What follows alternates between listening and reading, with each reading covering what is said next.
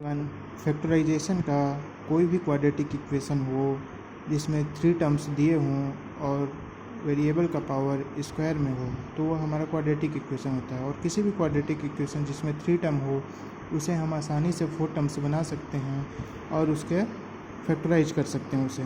इसके लिए हमें देखना पड़ेगा कांस्टेंट टर्म क्या है और एक्स स्क्वायर का कोएफिशिएंट क्या है। तो कांस्टेंट टर्म है हमारा 1, कोएफिशिएंट है एक्स स्क्वायर का 12। दोनों का मल्टीप्लाई करके हम हमारा नंबर निकाल लेंगे। हमारे पास नंबर क्या हो जाएगा 12। अब हमें देखना है कि 12 किस किस नंबर के टेबल में आता है। तो सबसे पहले 12 खुद के टेबल पे आता है, 12 1 जा 12। उसके बाद 12 6 के टेबल पे आता है, 6 2 जा 12। उसके बाद 4 के टेबल पे आता है, 4 3 जा 12। इसके अलावा और किसी भी तरह से 12 नहीं आ सकता। तो अब हम देखेंगे हमारा जो मिडिल टर्म है -7x। -7x कैसे आ सकता है। फर्स्ट हमारे फैक्टर्स हैं 12 और 1।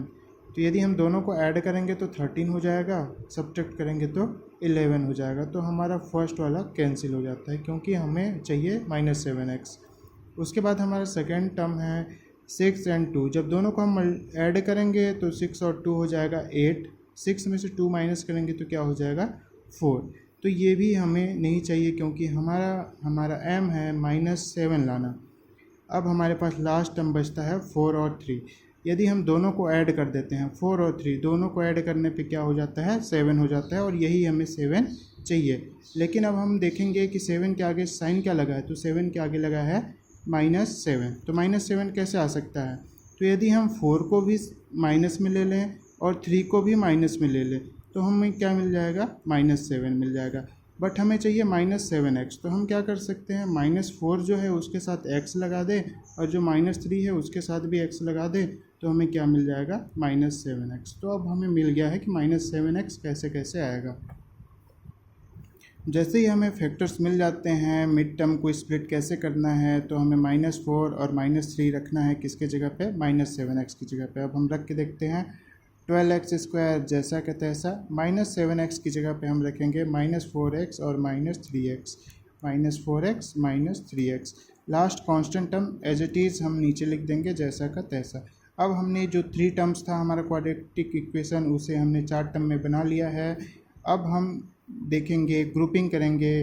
पहला ग्रुप ये हुआ और दूसरा ग्रुप ये हुआ। दोनों में से क्या चीज़ें कॉमन निकल सकती हैं। दोनों में x कॉमन है, हम x कॉमन निकाल लेंगे। 4 और 12, 4 के टेबल में 12 भी आता है तो हम आसानी से 4 भी बाहर निकाल सकते हैं। जब 4x हमने बाहर निकाल लिया तो 4 के टेबल पे कितने टाइम पे 12 आता है, 4 3 जा 12। एक x हमने बाहर ले लिया तो अंदर बचे 1x। -4x पूरा का पूरा 4x बाहर है इसीलिए यहाँ पे बचा 1। अब हम देखेंगे कि जो भी हमारे ब्रैकेट के अंदर है वो सेम टर्म इस ग्रुप से भी कॉमन निकालने के बाद बचना चाहिए। तो यदि हम -1 बाहर निकाल लें तो माइनस तो यहाँ से बाहर चला गया, 1 भी बाहर चला गया तो यहाँ पे बचा ओनली 3x। जब माइनस बाहर चला गया तो ये प्लस बन गया माइनस और 1 का 1 बचेगा। दोनों ग्रुप सेम होना चाहिए, ये हमें ध्यान रखना है। तो एक बार जो सेम है उसे लिख लेंगे 3x - 1 और एक बार जो बची हुई चीज़ है 4x - 1। इस प्रकार से हम मिडिल टर्म को स्प्लिट कर सकते हैं किसी भी क्वाड्रेटिक इक्वेशन से। क्वाड्रेटिक इक्वेशन फैक्टराइज कर दिया हमें और हमारा आंसर मिल गया 3x - 1 एंड 4x - 1। ये है हमारा फैक्टराइजेशन। हमें ध्यान देना है यहाँ पे साइन क्या है। यदि ये साइन प्लस पे होता तो हम इन दोनों को प्लस पे लेते। ऐसे ही बाकी भी क्वेश्चन करेंगे तो हमें और क्लियर हो जाएंगे।